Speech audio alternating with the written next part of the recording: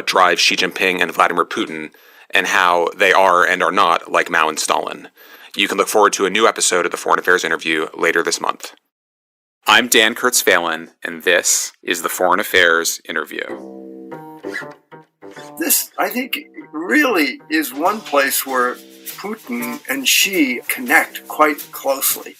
They both feel shut out and marginalized. If Xi Jinping cashiers his closest friend, what does he get for that from the U.S.? The entire U.S. full-court press remains in place. There's no reciprocation for any potential abandonment of Putin.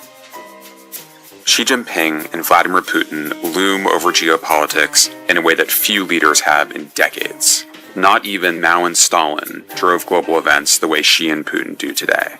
And so understanding what drives these two men, how they view the world, what they want, is as important as any question in foreign policy and international affairs. To that end, I talked to two of the absolute best scholars who study these countries and their histories, the great Russia scholar Stephen Kotkin and the great China scholar Orville Schell.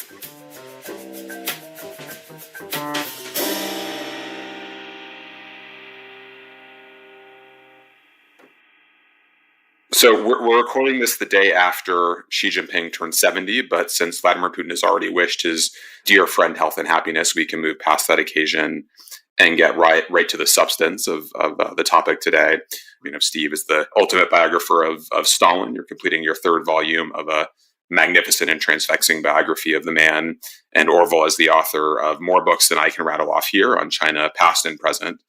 But you're also both among the most trenchant and eloquent observers of these two contemporary figures and their effect on the world. So we really could have no better pair to make sense of Xi Jinping and Vladimir Putin and their commonalities and differences and their relationship and what it all means. But I want to start by tracing the arc of American and Western understanding of the two figures.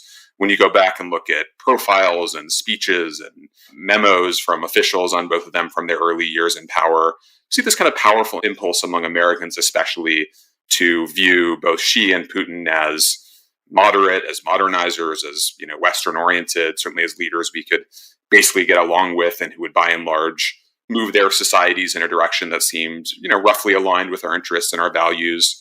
So Orville, let's start with you. What was the early impression of Xi Jinping? What did it miss and how did it start to change as you reflect over the last 10 years or so of our interactions with him? When Xi Jinping came to power, he was not somebody with whom we were tremendously familiar. We knew more about his father, and we rather blithely, and I think quite naively, assumed that because his father had undergone a lot of persecution and sort of political travails, that this might have rubbed off on his son in a way that would have made him somewhat jaundiced about the old one-party Leninist state and the whole revolution. And I remember writing a book concluding just as he was coming to office and cautiously wondering if he might not turn into a reformer. Well, he did not. So now we're left to try to figure out who exactly is he? And this is why I really welcome chatting with you, Steve, here, because I think, in any leader, there's history, there's ideology, and then there's the man. And all of those ingredients have to be factored into any kind of a sort of understanding of what drives them.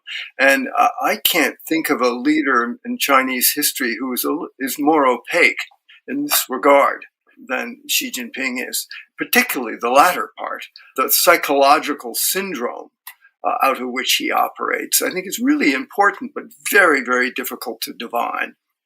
Just to linger on Xi Jinping's father for a second, say a bit more. He operates. I think it's really important, but very, very difficult to divine. Just to linger on Xi Jinping's father for a second, say a bit more. Stuff, but was somebody who, during the Cultural Revolution, Anxi province, which is where the father came from, and then finally, at one point, he came back to Beijing, tried to escape his exile, and his mother berated him and sent him back again. So we have here, at least insofar as we understand it, a tremendously complicated parental web of relations in which he grew up, having to, in a certain sense, despise his own father because he was considered a counter-revolutionary element, at the same time yearning to be part of what was going on, the Cultural Revolution, to be a Red Guard, to get into the Little Red Pioneers. And one telling fact is that he applied 8 times to become a Little Red Pioneer, which is a sort of the preceding party membership later on when you're older. And of course, he was eschewed and turned down because of his black category of family background. Finally, a friend of the family presided over the decision and he did get in. But you have to kind of wonder, how did that influence him? This idea that you have to be a sort of 200%er, more red than anyone else, in order to be accepted, and then you're still not quite accepted, and to survive. Before we focus on this idea of psychological syndrome, as you accepted, and to survive. Before we focus on this idea of psychological syndrome, as you put it, Orville, Steve, let me turn to you to go back over this course of Western understanding of Putin. This is obviously slightly longer history, he's been in power longer, but as you look at what we thought we knew of Putin and what we got wrong, and why? How do you understand that history of our own interpretation? Orville mentioning the person who presided over Xi Jinping's admission to the pathway towards eventual Communist Party membership reminds us, Dan, of contingency. We always have very substantial, deep, long-term structural understandings of how things work. And yet in our own lives, there's been so much contingency, so much accident, randomness, intercession of people. And so we have to be careful to recuperate that contingency in our analyses.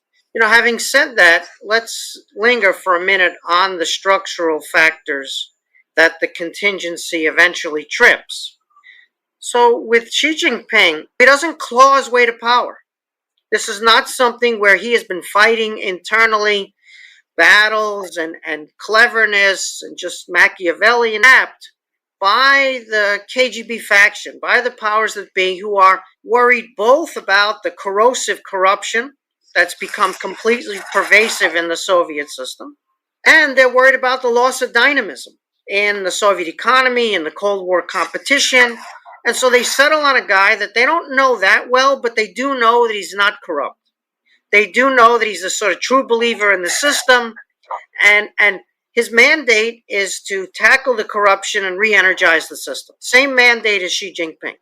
And a similar selection process, although hardly identical, and there's a sort of different interest groups and power relations and different time periods. So we want to be careful with the analogy, but the analogy works to a certain extent. And so the big difference is that Gorbachev has happened, so that when Xi Jinping is tapped, the Gorbachev attempt to re-energize the system, to get back to dynamism, ends in liquidation, self-liquidation, in implosion. And so if Xi Jinping is going to do anything, he's not going to do Gorbachev. That's 100% clear. Clear as day. Whatever lessons he learned from his dad and whatever lessons he learned from his own experience in the Cultural Revolution and whatever happened behind the scenes, and we may never know that. But the key point here is that he comes in, Xi Jinping comes in, unlike Gorbachev, where Gorbachev's already happened, and the lesson is profound and clear. And so the party is dedicated to a non-repeat of Gorbachev. So the whole story is, what is their analysis of the Soviet collapse? Not what is our analysis necessarily, not what do we think happened or didn't happen, but what does Xi Jinping think happened or didn't happen? Let's remember that Xi Jinping was also running the party school before he got the big job.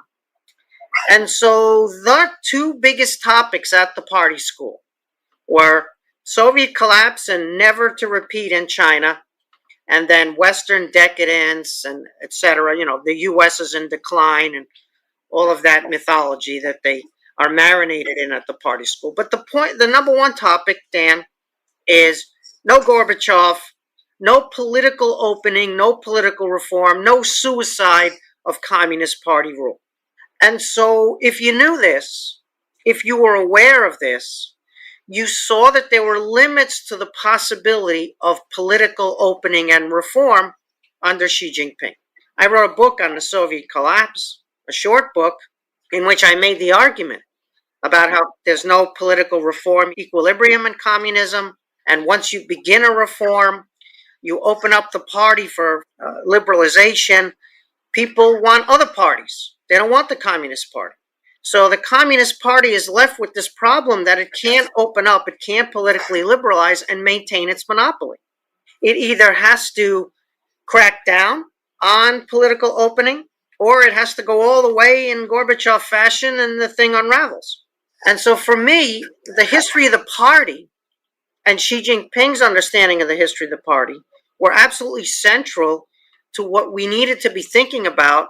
And Steve, China did have its sort of near Gorbachev moment, didn't it, in 1989, when reforms started unraveling the Leninist structure.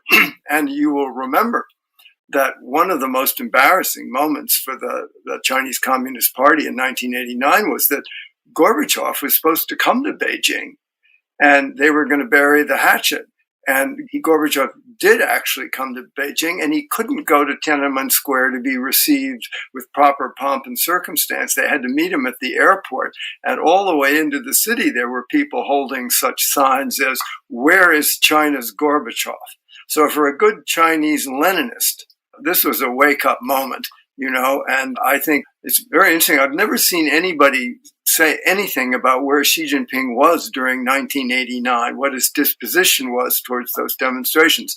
But whatever he did, I think the message he ultimately took home was, we're not going there. There's that famous line, Orwell, that that Deng supposedly told one of his children that he thinks Gorbachev is an idiot. Well, I think if you're a good Leninist, that's not an illogical conclusion, is it? Yeah, the irony, of course, is that Gorbachev was himself a Leninist and thought that there was a better Lenin, a more pluralistic, non-Stalinist or pre-Stalinist Lenin, which was a fiction, which was an illusion, but it was his North Star, and he followed it, as a result of which communism died more or less peacefully in the Soviet case. And then there was the non-fantasy version of Leninism that Deng Xiaoping had. And of course, Deng did purge the party of the fantasy Leninists, the ones who thought reform and opening was possible in a political sense, not an economic or a foreign policy sense. I mean, I do think, we don't want to forget that during the halcyon decade of the 1980s, when we thought there was a fair wind blowing towards reform and opening, and China might slowly integrate into the world system and become more soluble, et cetera, et cetera. And it was a very exhilarating, exciting time when many of us actually thought there was a prospect that this Communist Party might make some kind of a peaceful transition to something else. But we should remember that in 1981, just as the reforms were hitting the high tide in China, Deng Xiaoping came out with something that he called the 4 basic principles. And everybody's just thought, oh, well, this is sort of communist rhetoric. But what were they all about? They were all about the party. And he wanted to remind people that whatever the hell was going on, we're not getting rid of this one-party Leninist system. But one thing I want to ask you about, Steve, is this. I mean, one element of, both Mao Zedong and Xi Jinping, and I'm wondering about Putin, is this idea of a restoration of greatness, rejuvenation, and in China's case, the China dream. But I think Putin also has such a dream, maybe a bit more inchoate and less spelled out, but it seems to me this is one thing they do share in common.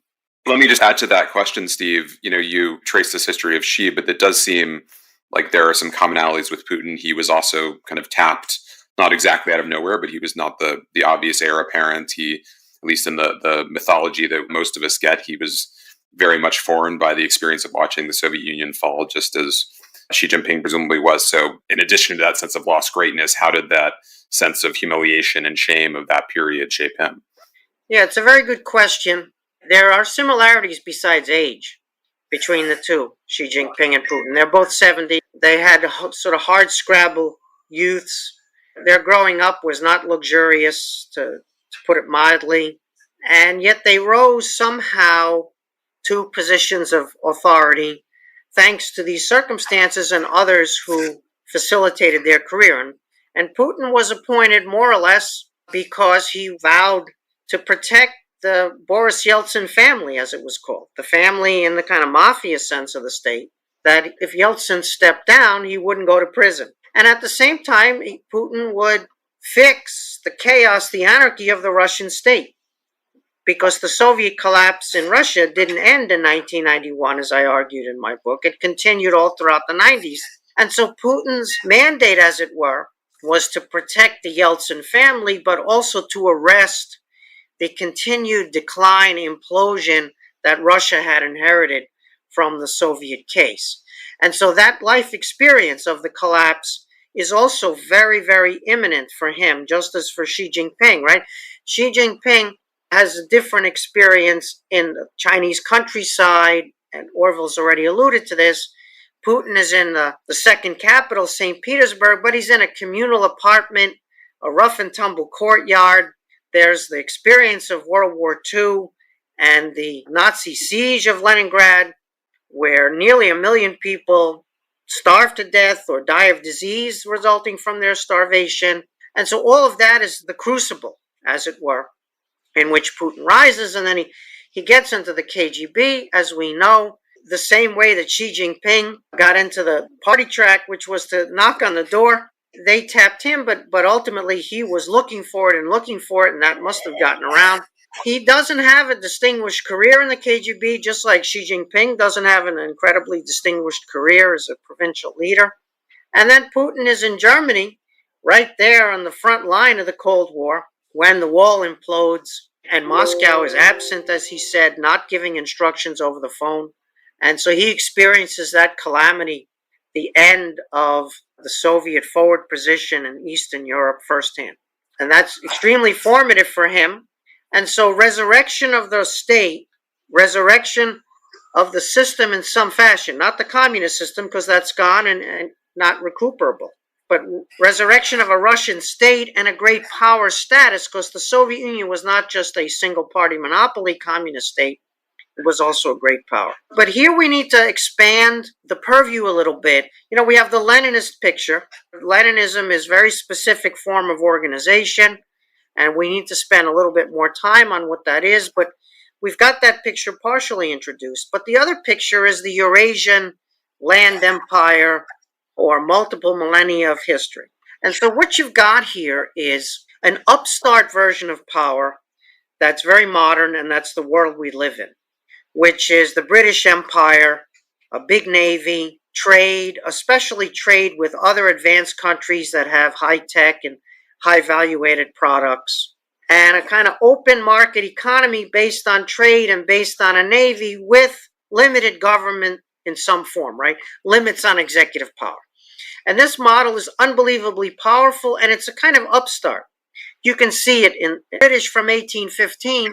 They refashion the world in their image as a world where littoral states have an advantage and land-based empires are at a disadvantage. They're autocratic, they have land armies, and they don't trade with other advanced countries. They're often commodity exporters, where they don't develop their own high tech and they don't acquire the high tech the same way. They're losing a game that for a long time they won, right? For a very long time, the land-based empires had the riches, had the system until this British upstart. And then, of course, the Americans inherit that British power and the Americans transform it. And so we have these two forms of power, one an upstart and one at least a millennium long. And the upstart one's got the upper hand. And so we see these autocratic, ancient civilization, land empires of Eurasia fighting back. And they fight back on the ground that they're strongest, which is to say history, which is to say civilization, right? Huntington didn't get it right when he said there would be a clash of civilizations that would arise naturally. What he did get right was the Clash of Civilizations handbook would be available for these countries to try to realize a Huntington vision, to pitch themselves as civilizations, not just countries, and to try to talk about that golden age and how that golden age is being stolen from them by Western imperialism, first the British or the Dutch, and now the Americans, and how no one has the right to rule them, and they're sovereign, and they're much greater, and they're much older, And who put the Americans in charge of the world? When in fact, the Americans barely exist when it compares to Russian history or Chinese history. We could say the same for Persian history. We see a version of this in Turkey, Dan. We see a version of this in India. And so it's very interesting to see this clash and for them to object to the world as it's configured, the last 2 centuries, but especially since 1945, and to try to reclaim their self-assigned place, their sense of being more ancient, more legitimate, more impressive. And so for us, we need to think about how the Chinese Communist Party does not own Chinese civilization. And so being able a little bit to separate the civilization from the regime rather than to allow the conflation. That's true in the Russia case. It's true in the Iranian case. The mullahs don't represent Persian civilization through the centuries. Vladimir Putin does not equal Russian civilization and its achievements. And Xi Jinping and the Communist Party don't as well. But once you put this Eurasian landmass autocracy, land-based empire, and extortion or expropriation or repression together as a package, you see that they're fighting a losing game, which is one of the reasons we see them teaming up. Orville, does Xi Jinping's view of history align with that? When you talk about that sense of reclaimed greatness and how it relates to humiliation in his own life experience and his country's, how does he trace that narrative? Here, I think there is something that Xi Jinping and Putin actually share. And that is, we forget that, Leninism is all about how to build a strong, well-organized one-party structure and state. But there was another aspect of Lenin, and that was his theories on imperialism. That, the developed world, in order, the higher stage of capitalism is you have to export all your excesses abroad and colonize and exploit lesser peoples to keep the whole capitalist edifice going. And of course, out of Lenin is anti-imperialism, anti-colonialism, all of these kinds of things from the 19th and early 20th century came the whole culture of victimization. This is something that, of course, China has taken to a very high stage. But I think it was also very deeply implicit in the way Russia looks at the world, that you're disrespected, you're occupied, you're disesteemed, you have your victories, but still. And this, I think, really is one place where Putin and Xi, I think, connect quite closely. They both feel shut out and marginalized. And there's an expression in Chinese, it makes me laugh every time I hear it. And the foreign ministry uses it a lot. It's Shanghai 中国人民的感情. It means you've hurt the feelings of the Chinese people, as if the Chinese people were some throbbing mass of weakness that you're constantly offending. But so I think that comes from Lenin, because he's the guy who set up the us and them, the colonializers, the imperializers, and then the victims, the people who were preyed upon and oppressed and exploited and marginalized, mistreated. And so this is a very deep thing that ties them together, and they want to be respected, and yet they don't act respectably. So they're in a terrible loop, and yet they're constantly offended. And I think this drives them in a very powerful way together. And it just simply infuriates them, because we cannot and will not and are unable to say, oh, well, fine, you're a little autocracy. You've done a lot. You've pulled a lot of people out of misery. It's all good. Let's just not criticize you. Well, that's not going to happen. But so there's that deep-rooted victim culture that came out, I think, of the Leninist narrative, which both have deeply imbibed. And Dan, here we have the ultimate irony, because Marxism-Leninism, it's Western. It's a Western import. So here everything is anti-Western. Everything is about keeping out the pollution of the West, the decadence of the West, the amoralism of the West, and all the other things that they accuse the West of, but in the name of Western ideology. Right? Marx was not Chinese, although certainly you could think that if you spent some time in a party school there. So on this point about the anti-imperialism, imperialism happened. The Chinese were abused. The British were narco-traffickers. They did the Opium War, forcing opium into China. All of that happened. We know that history and we write about that history. We're not in denial of that history. The part that China is in denial of are the depredations that Communist Party rule caused domestically. What the British did in China is inexcusable. But what the British did in China doesn't begin to scratch the surface of what Mao did in China. Mao put numbers up on the board that Hitler never put up on the board, let alone the British, right? So we're talking about a very selective view of history. And the further point that they're right that Western imperialism was very nefarious for China.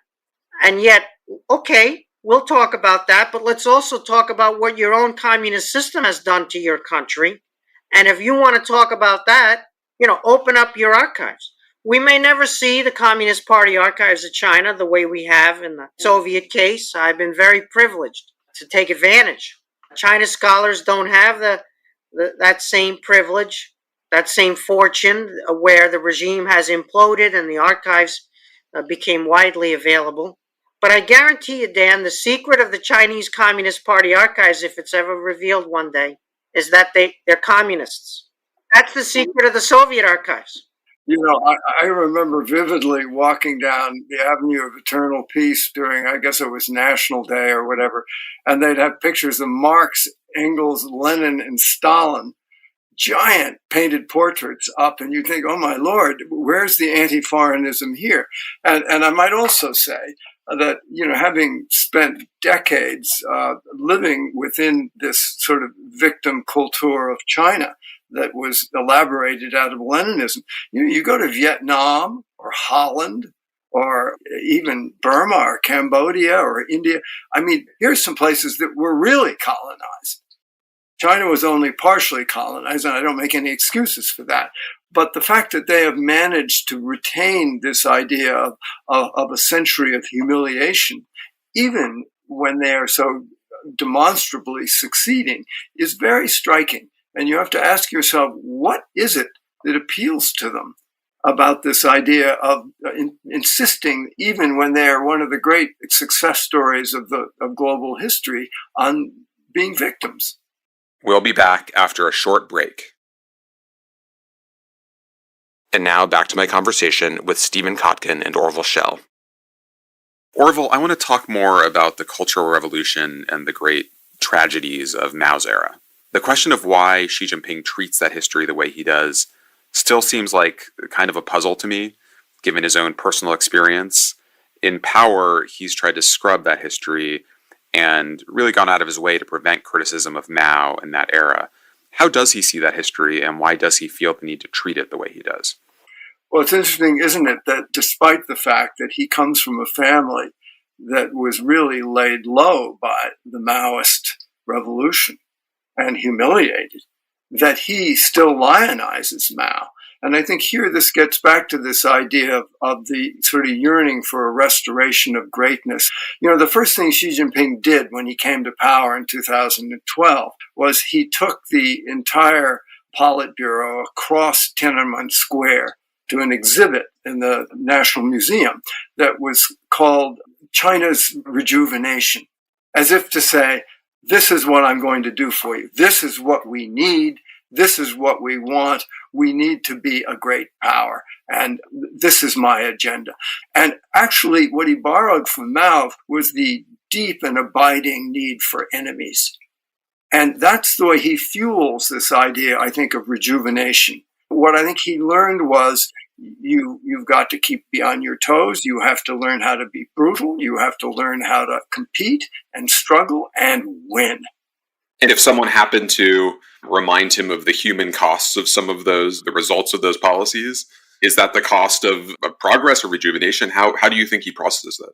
I think he views the Chinese Communist Party as China's only saving grace. And if you lose the party, as Steve said, you turn yourself into a Gorbachev show over.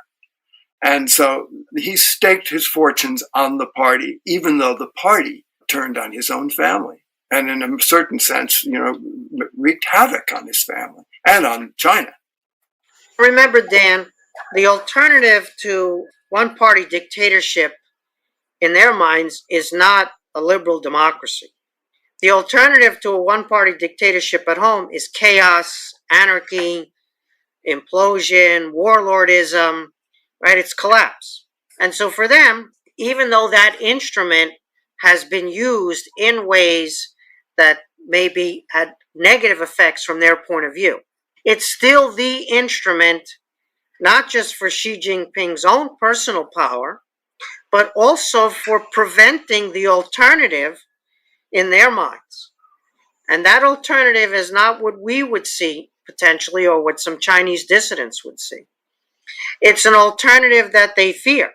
And to a certain extent, the rest of the population in both Russia and China share this view, that as bad as one-party rule or dictatorship, in Putin's case, autocracy can be at times, that the alternative may be even worse rather than better. We probably need to understand that in their minds, that's the alternative that they need to hold at bay. Steve, it's also a pathway to the restoration of greatness, which I think both Putin and Xi deeply yearn for. Yeah, the state is their one instrument. They don't have the same type of dynamism in the open society and innovation society, and they don't have the friendships, the alliances across the globe that are voluntary.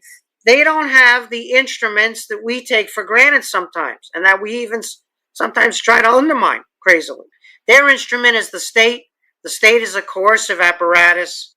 Obedience or quasi-military style discipline in the political sphere, suppression of political alternatives, censorship, which means not just suppressing some views, but also promoting other views very widely so that people accept a certain set of information and ways of looking at the world.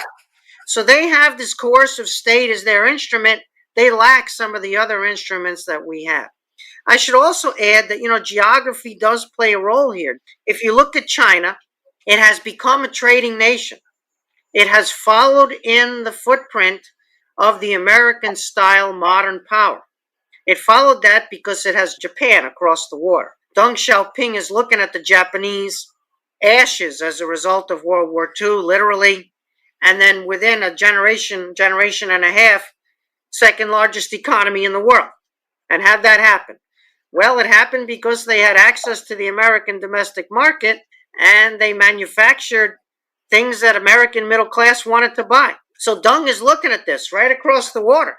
And he goes to Japan, by the way, before he comes to the United States, as Orville knows. But the limitations on this are severe. First of all, they have no California. Now, some people here paying taxes in California might rejoice at a statement like that. No California. But for China, that means that they don't have that gigantic Western Ocean opening up into a region that they can trade with across that body of water. Instead, for them, the West is desert. It's ethnic minorities that are under severe repression. And so they're trying to build an ersatz California through Pakistan and Burma. That's their way to get to the sea. But Pakistan and Burma, they don't own those places. Those places are volatile, and that's ultimately no substitute for the actual California.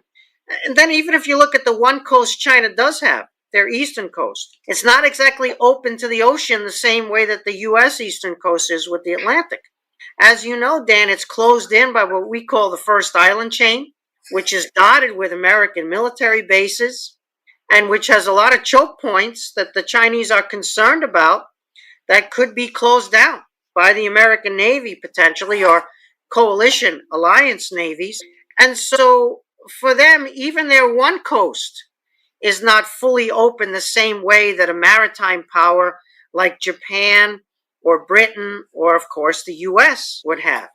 And so for them, they're trying to play this game partially with autocratic rule rather than limited government, with closed political system and closed society rather than a fully open one, with repression and censorship, rather than with the chaos and the berserk quality of an open society that we have here in America. So they're doing the trade part. They're finally building the Navy, by the way, right? They built the Navy out. They did all this without a Navy. They used our Navy to become a trading nation. But there are limitations in China's ability because of its system and its geography, which are interlocked, for them to play this game of modern power as successful as we do. And so if you look, the U.S. flipped Germany and Japan into the American voluntary sphere of influence, and flipping Germany and Japan were decisive in that. And then following Germany and Japan, Eastern Europe came in '89, as you know, which has been transformative.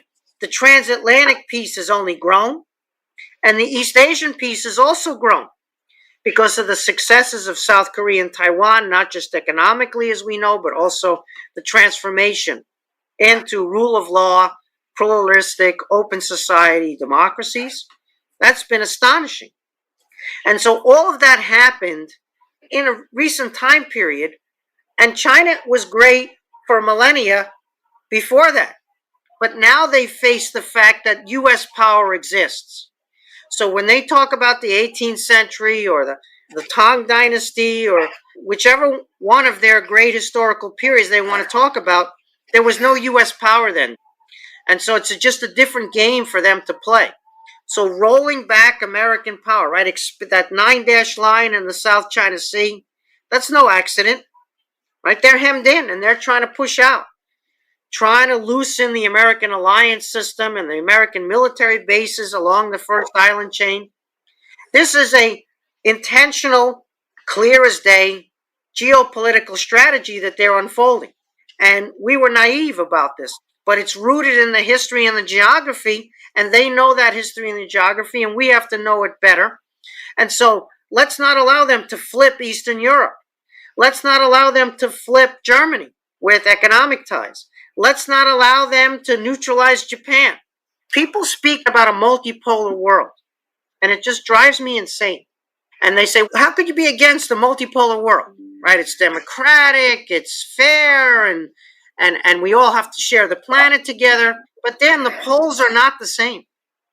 The U.S. pole is open, non-coercive, and voluntary for the most part. And people are asking to join, like Ukraine.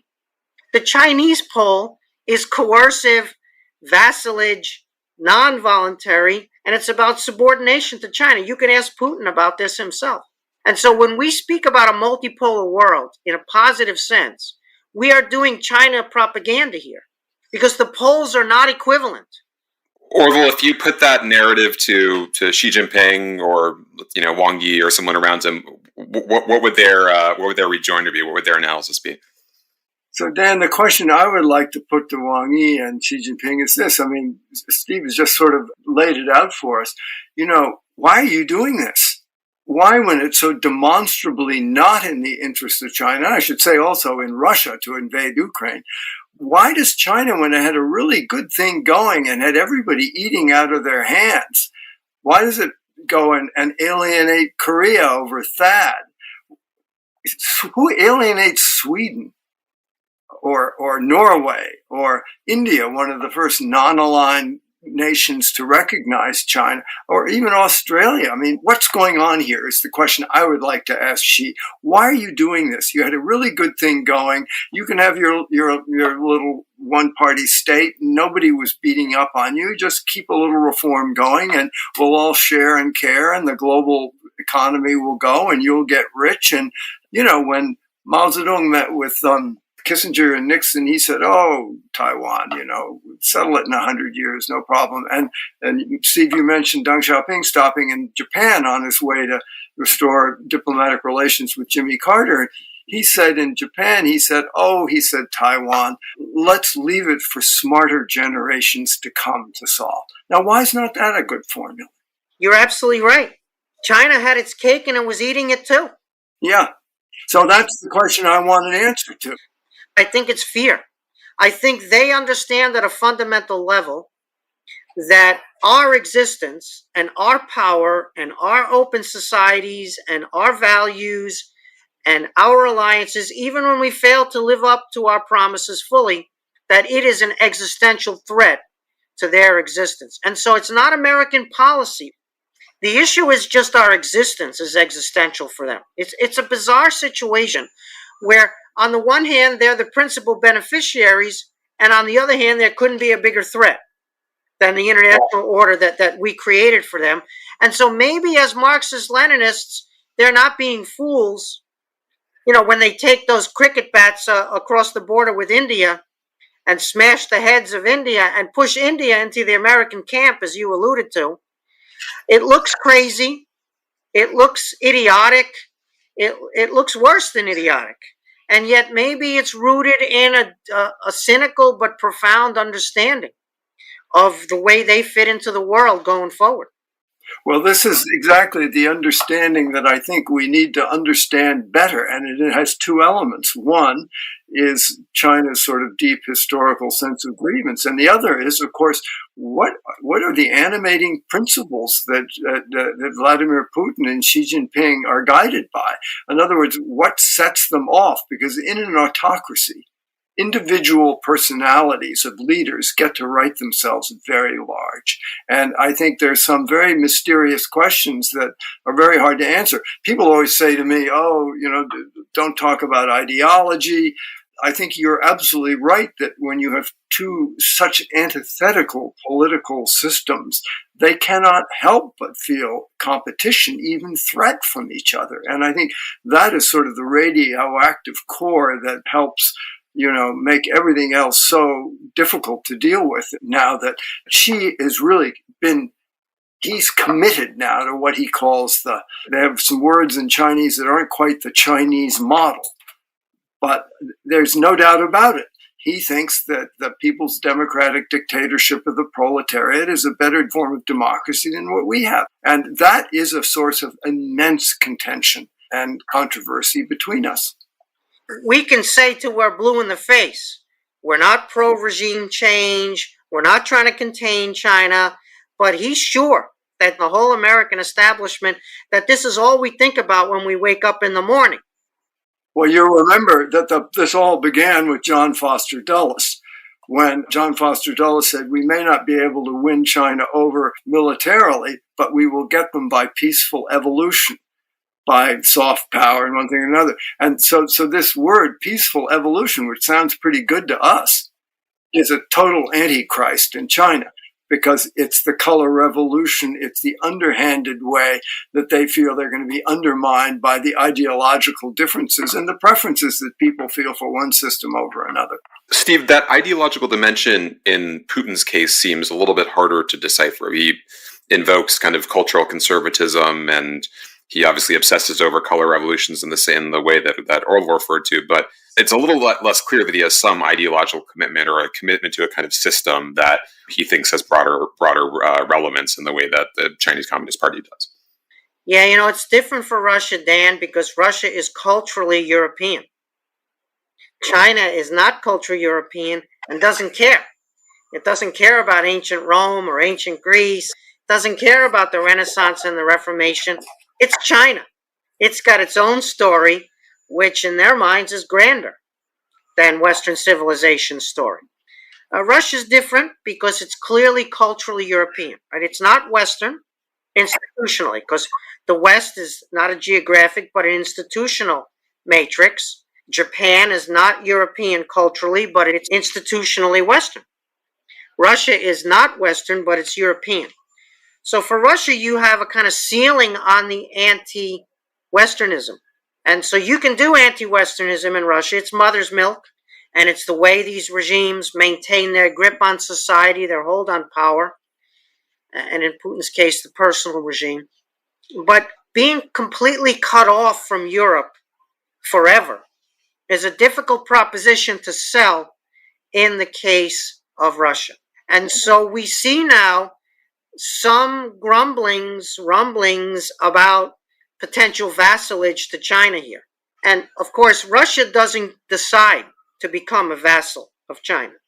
That's China's decision. If China makes Russia a vassal, it becomes partially responsible for Russia. So I'm not sure we're there yet on the China side. But on the Russia side, you see the disquiet about being in some type of partnership, however we want to call it, with China indefinitely and losing the ties to Europe. And so for Putin, he has the same ambivalence. I wouldn't say it's 50-50 ambivalence, but it has vacillated over time, where it's been more pro-Western integration, less anti-Westernism earlier, and far more anti-Western and less pro-Western integration now. To a certain extent, the 1990 attempt to integrate Russia into the West, which was sowed by illusions on both sides, it blew up. The attempt to integrate China into the West also blew up, but in very different ways, because China was never going to become culturally part of the West. It was always going to be, right, its own civilization in a deep and profound way. Russia was going to be its own civilization, but partially European, Western, to a degree that they were willing to explore. So for Putin and the rest, reaching for an ideology, the anti-Westernism is what's on the shelf. But is it anti-Westernism or is it anti-Americanism? And this is true for China to a certain extent as well. Because you can be anti-American, but you can have very good relations with Europe. You can divide the West. You can cleave off, put a wedge in between Europe and the United States. The Ukraine war blows all this up. The biggest geopolitical consequence so far of the Ukraine war was the destruction of China's wedge in the Western alliance between the U.S. and Europe on China policy and the U.S. and Japan on China policy. We could throw in Australia here. We could throw in the Western Pacific. And so China has strategically inflicted so much damage by its support for Putin's aggression in Ukraine. And it's not clear he can recuperate this. It's not clear that even if there is some type of solution in Ukraine, and it's a solution where people stop dying, that's what I mean by a solution. Even if that happens, how will China be trusted again, given what it did with Putin over the Ukraine war? And so that strategic blunder or self-inflicted damage is, to me, potentially enduring. And so for Russia, it's already been a strategic defeat across the board. Sadly, Russia's strategic defeat is not a Ukrainian victory. But for China, it's also been a strategic defeat. And so how does he recuperate that? How does he get the wedge back in between America and Europe, between America and Japan? I'm not sure he does. And so, Putin is a hedge for him. If it wasn't for Russian fissile material, the stuff you make nuclear bombs with, and China's program to build out a massive nuclear arsenal, which we think could potentially rival the Russian one and the American one in the fullness of time. There's a dependence on Russia for a lot of that, especially the fissile material and expertise.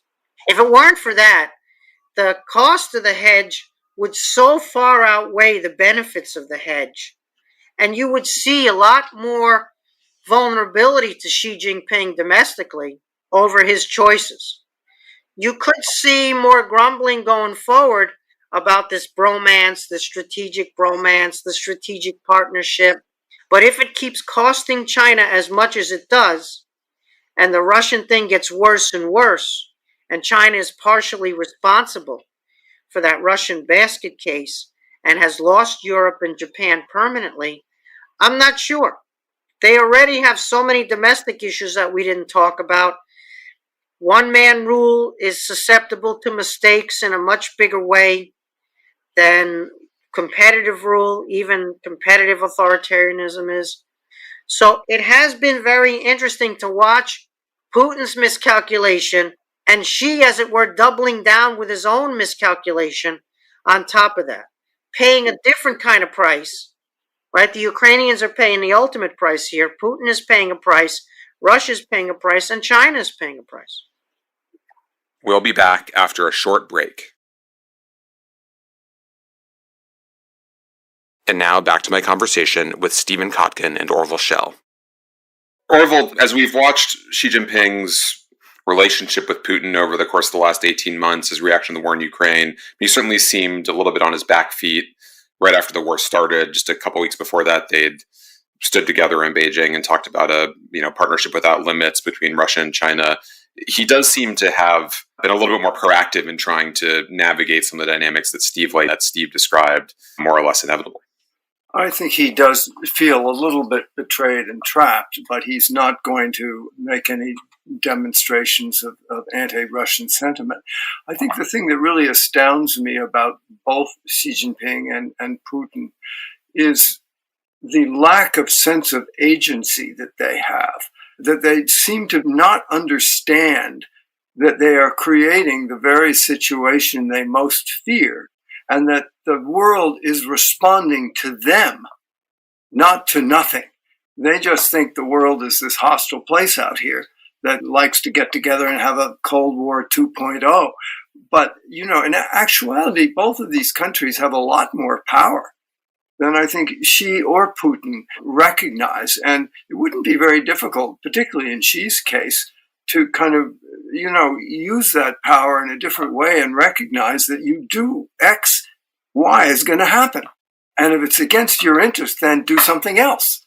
And it's very hard for them to give a little, to get a little, because they don't really have a very highly evolved notion of the essentially reciprocal nature of foreign policy and great power relations.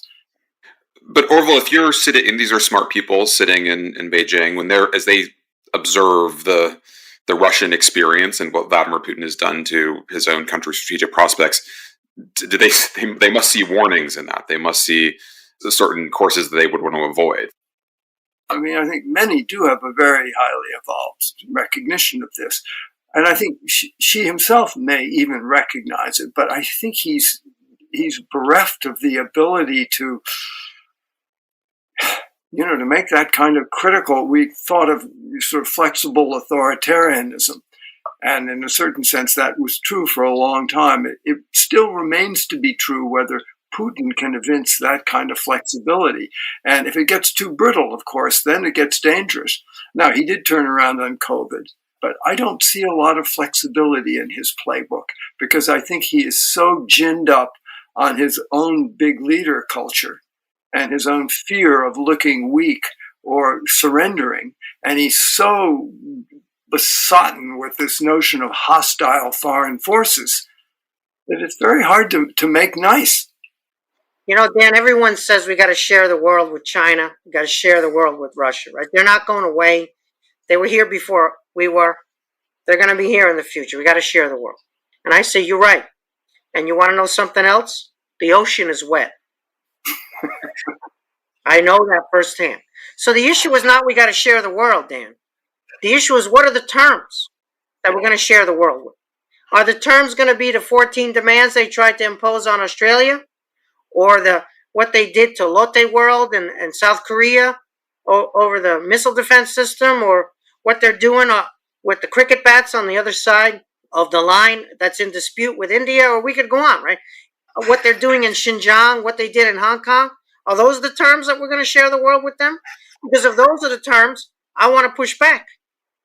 But at the same time, I recognize, like Orville does, that we're in this together. It's a planet, and it's the only one we've got, and all the other cliche. But so the Soviets shot down KAL, the Korean civilian airliner. They shot it down, and we had evidence that they shot it down in real time. And we exposed that evidence publicly. And George Shultz went to Moscow. He didn't cancel the trip. Forget about some stupid spy balloon. They shot down a civilian airliner, denied it. We proved they lied, and Shultz got on the plane anyway. And Shultz got off the plane and demanded an answer for what they did. So China sends a spy balloon over the U.S., and Blinken cancels? He should have taken that balloon, what was left of it, put it on his plane, went to Beijing, and said, here, you can have it back now, but this is what you did.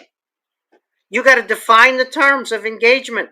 You got to create leverage. You have to make them be ashamed of things they do, not we're ashamed that we shot the balloon down and we can't release the report about what was in it. What would George Shultz have done with that balloon?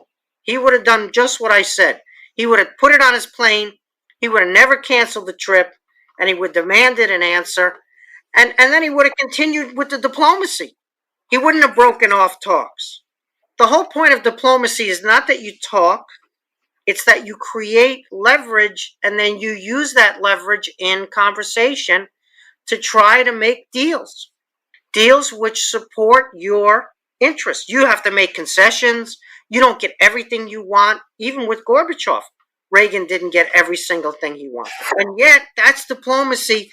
That's not getting on a plane and begging for a meeting or whatever else it might be, or canceling a trip when they do something that they should answer for, rather than we have to answer for it. When you look at the diplomacy around the war in Ukraine, China has, I think, responding to some of the dynamics that Steve laid out around its relation with Europe especially, made a big show of sending peace envoys, supporting peace talks. Can you imagine Xi Jinping making a serious effort to end the war in Ukraine? Do you see any substance to this? Anything he will do to constrain Putin at any point?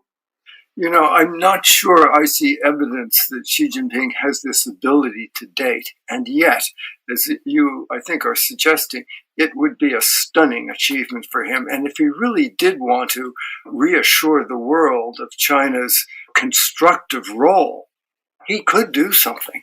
And in fact, there are many areas where he could do something.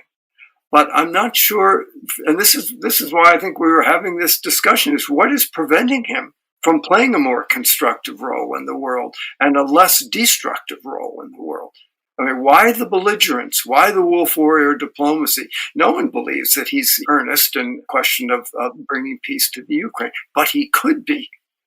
He's got a problem. Vladimir Putin. Yeah. Right? We see this, Orville, with North Korea. Yeah. China can't give up North Korea. If it gives up North Korea, it ends up with unification of the Korean Peninsula with the South, the same thing that happened in the German case, as the winner of the Korean War. And then a U.S. military base even closer to China's border than it is now. And so the North Koreans drive the Chinese up the wall, as you know. But they bite the bullet. We could end up with a giant North Korea here with Vladimir Putin. Let's remember, he goes to Beijing, the Olympics, big ceremony, bromance, partnership with no limits, and then he unleashes this crazy war almost the day he sets down back in Moscow, which upends China's strategic wedge with the Europeans. Then Xi Jinping makes a play and says, you know what? They're not going to use nuclear weapons. Remember that? Remember how China intervened to prevent the first use of nukes over this war, and how that was supposedly a big diplomatic accomplishment for Xi? And how many days later does Putin announce that he's moving tactical nuclear weapons into Belarus? You know, so much for my friend and strategic partner. I've just semi-humiliated him in public by making this announcement over Belarus. So I don't know what these guys are talking about one-on-one, but I'm getting a sense, Orville, that the problem is less Xi Jinping here exerting his leverage than it is Putin. Let's remember that the Chinese didn't have much leverage when the war first broke out, largely because they haven't been supplying weapons to the Russians, which has been really important. At the same time, they've got leverage now that they didn't have before, because some very large percentage, perhaps as high as 70% of Russian chips, semiconductor chips, are coming from China now. They're not coming directly, they're going through Dubai and then through the Dubai port, overland through Iran and other ways, across the Caspian, etc. Our friends in Virginia understand this a lot better than I do, although I was in the Emirates recently to discuss these questions. In any case, they have some leverage now. And so those semiconductors, whatever level they're supplying, it's a very important level for Putin. And the Chinese, of course, could tilt the battlefield in Russians' favor because they have munitions drones. They could supply Russia at scale, and they not only have stocks, they have production facilities at scale in China. And so they could increase their leverage. But what does he get if he gives up Putin? Is the U.S. going to repeal the CHIPS Act, Dan? If Xi Jinping cashiers his closest friend, what does he get for that from the U.S.? The entire U.S. full court press remains in place. There's no reciprocation for any potential abandonment of Putin. And so what Orville is referring to is correct, of course, that he's got the opportunity to bring peace to Europe and recuperate that relationship and reinsert the wedge between Europe and America if he brings peace to Europe, the great peacemaker of Europe. But to do that, he's got to put the screws on Vladimir Putin and bring Putin to heel. I don't know if he's tried yet. When he went to Moscow, if they discussed this, what would be acceptable to you, Vladimir, as an outcome if we interceded here? But this is what I do know. If Putin signs a piece of paper, it's worth nothing. His promises are worth nothing. Unless he signs the piece of paper in Beijing. And then all of a sudden, that piece of paper becomes meaningful. So China being involved in the negotiations, like Orville just alluded to, that it is a possibility for Xi Jinping to seize this. Ironically, we're self-interested in that, which is one of the reasons why President Zelensky of Ukraine has been a lot less dismissive of China's involvement here than we have been, although I think we've turned the corner a little bit and become less dismissive of potential Chinese involvement. At least that's my impression from some conversations on the inside and some public statements. How do you then go forward? What does the relationship then look like? What are the terms of sharing the planet?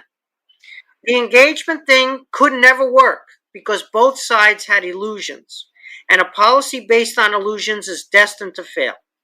We had the illusion that they were going to liberalize politically, and they had the illusion that we were going down, whether it was the Iraq war, the global financial crisis, or COVID, or whatever, right? So we've both sowed illusions, and our illusions have, to a very great extent, been shaken, right? You can't be disillusioned, Dan, unless you had illusions. So that's a much better basis for a relationship now, when you have a more realistic picture of who the other side is and what their goals are and what their bottom line is and what their strengths as well as their weaknesses might be. But I just want to say that the puncturing of the illusions is a positive for me. Engagement blowing up and Xi Jinping rediscovering through this Ukraine war that the West is for real, those are really positive steps now that need to be consolidated with effective diplomacy and with creating leverage and using that leverage and all the other things, alliance system and that we've been talking about. So ironically, I'm actually more positive about U.S.-China relations now than I was during the heyday of engagement. Orville, as you look at both the potential for the U.S.-China relationship, but also the interest that we, the United States, have of preventing a full, Sino-Russian alliance, full Sino-Russian convergence, what, as you look at our forward-looking options, would you be pointing policymakers towards in the next several years? Well, I think both Putin and Xi recognize that if the world is decoupling, and I think it is, maybe not completely, but that's the trend line, they really only have each other. I mean, Iran, a few other bits and pieces, maybe Pakistan or Hungary, doesn't quite do it for an alliance. And China still does have some real cards to play, but they need some other big substantial power if we're going to be off in a new kind of a version of whatever you want to call it, a Cold War. So I don't think that they're going to be able to push each other hard enough to actually lead. Interesting, you're optimistic, Steve, but your optimism, I think, is born out of a world of logic and reason. You can see that it would be in the interests of nations to do things. But I'm very interested in the psychology of these guys, because I think that's running them as much as a realistic assessment of interest. And this is what really frightens me, because I think they have very thin skin. I think they're very allergic to humiliation, very allergic to being shut out, disesteemed, all the things we've talked about. And I don't know what the remedy is for that. Yeah, leadership variable, you're right, Orville. You can lay out the structural landscape, and then you need the leadership to kick in. And that's where the personalities, they impinge all up and down the whole story. He's got some very clever people in his regime. Wang Yi he's shrewd. And we should say this is Xi Jinping's top foreign policy hand at this point. He's no fool. But I don't think he has permission to actually think really innovatively and creatively. Yeah, the issue here is what you said, or it's reciprocity, right? So we felt that the Chinese didn't reciprocate to us. That's one of the reasons we're angry. We gave them WTO admission, and they failed to reciprocate. They failed to do some of the reforms that they should have done in order to qualify to get into WTO in the first place. So now if Xi Jinping makes some concessions, if he says, we got to walk this back, there's no sense of reciprocation on the American side. We now have a bipartisan commitment to standing up to China. And so if Xi Jinping gets the advice from Wang Yi or others that there needs to be some level of rapprochement, and for that, the Chinese have to take some steps here. Whatever those steps might be, we could argue and discuss, but there needs to be some level of movement in the Western, especially U.S. direction. Does the U.S. reciprocate? Or does it, sort of smack the hand that reaches out? We understand that the Biden administration is trying. We see Jake Sullivan, we see Janet Yellen, now we see Anthony Blinken. We see all their main actors in the various pieces of our fragmented U.S. power. We see them reaching out to try to reestablish. The most prominent one is the Pentagon, of course, because they want to deconflict with hotlines and regular communication and all the things we had eventually with the Soviets. But is that really reciprocation, that kind of dialogue? Because yes, you want to talk, but what do you want to talk about? You want to talk about things that we don't want to talk about with you. You want to contain us. You want to hold us back. You want to put these guardrails. Well, within those guardrails, you're going to full court press us. So why should we allow you to have guardrails? That's just conceding the terms of your policy, of your posture, of your Cold War, or whatever we want to call it. So there's a fundamental problem of the absence of potential reciprocation on the U.S. side, even if the Chinese logically figure out what it is that we're talking about here that could alleviate the pressure on them that Orville has rightly said they've brought about on themselves to a very great extent. But I wonder if some catalyst moves, some series of events, some random actions, something that we're not predicting, moves us to a point where we can then take advantage of the catalyst, of the unforeseen events, of the contingencies that pop up. Are we ready to do that on each side? Because right now we're stuck in this doom loop that Orville has elucidated, which has this deep psychological dimension. One, it's a strange thing to say, because to call it hopeful when it would also be a kind of a catastrophe. One thing that could actually help is if there is a real economic downturn, either in China or the globe, because those kinds of things remind people of interdependence and the need for interaction and some kind of keeping the fabric together. Short of something like that, I just don't see how we're going to get out of this rut to a place where we have a quid pro quo. If I was Biden and Xi, I would have a phone call and say, listen, each of us sends 3 people who are out of the government, who are smart as hell. Let's lock them in a room in Singapore for a week, see what they can come up with by the way of a quid pro quo, a roadmap that you're alluding to, Steve, and then let you and I get together and see if there's anything we can agree on here. But short of that, I don't think we've got much to work with. Yeah, well, we're not rolling back AUKUS. No. We're not rolling back the alliances. It's not as if we're going to say, oh, okay, the hell with our alliance with South Korea or Japan, or we're not going to give up those base rights, the access rights in the Philippines. There's just a whole lot of stuff we're not going to concede that's built in, that's baked in to whatever dialogue might be possible. And so the issue then becomes, what are the questions that could spark mutual interest? It used to be thought that we would have climate change or, fill in the blank, that there were a series of interests that they just had to be interested in because it was good for them and we had to be interested in.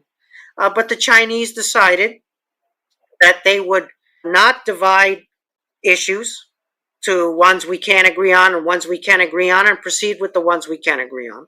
They decided that it was all or nothing, right? Either we were going to walk, it was a whole package. You wanted to talk about climate? Well, we want to talk about your bases and your tech export controls and everything. So for me then, Orville, I don't know if this is a fantasy on my part or an insight or neither, but the issue is, how do we get a concession where they're willing to divide some issues so that some issues are worthy of dialogue from their point of view, even if other issues can't be talked about, let alone resolved.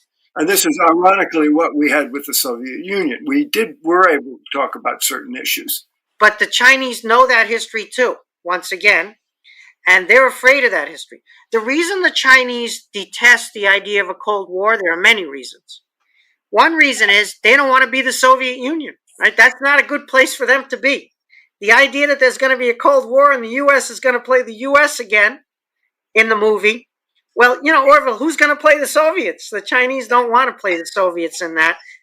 And this separation of issues, where some issues are worthy of conversation while others are not going to be resolved.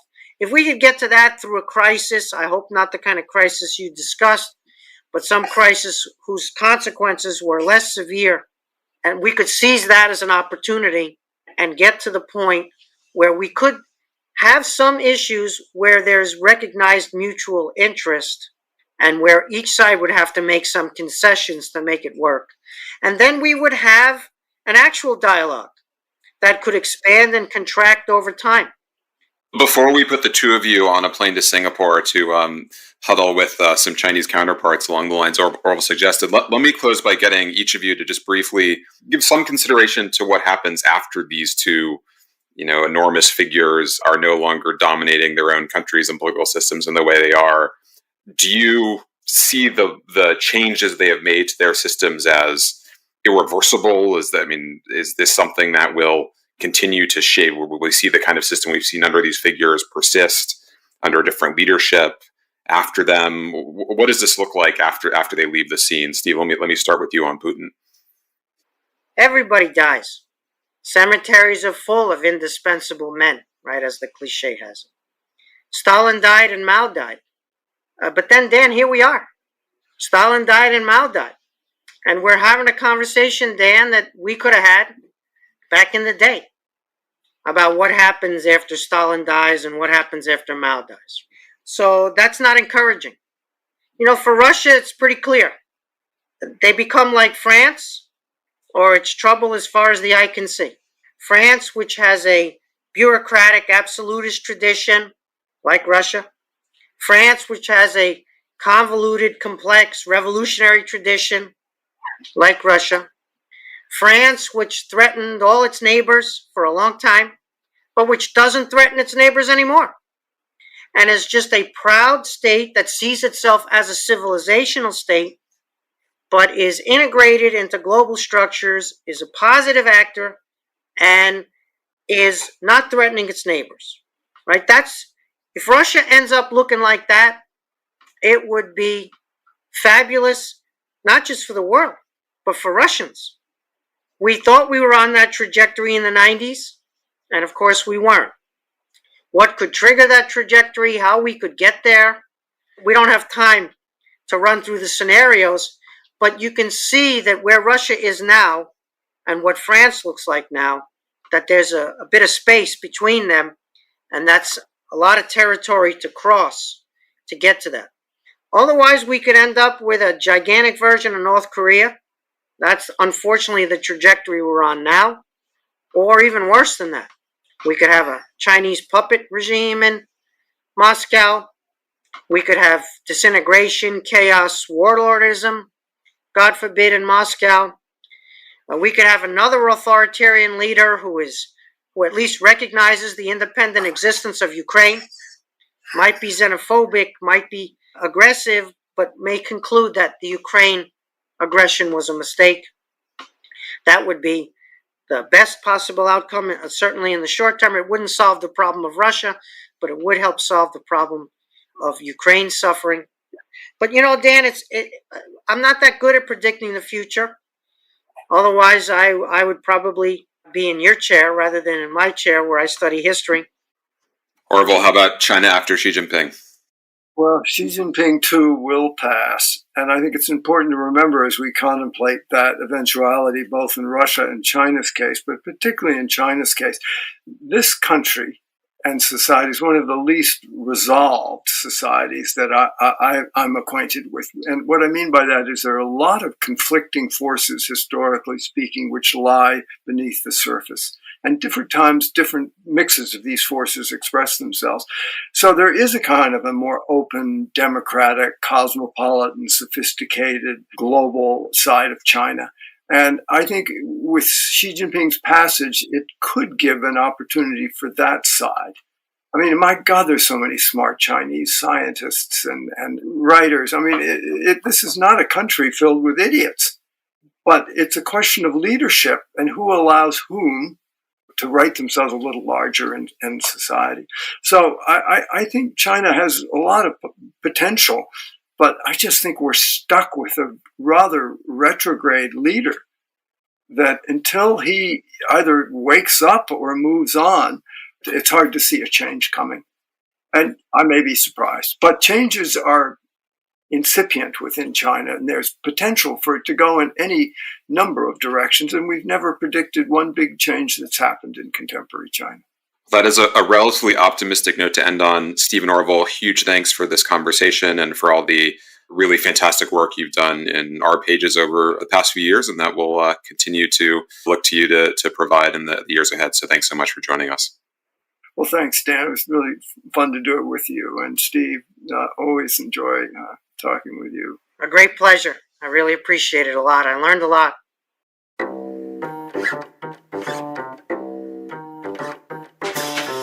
Thank you for listening. You can find the articles that we discussed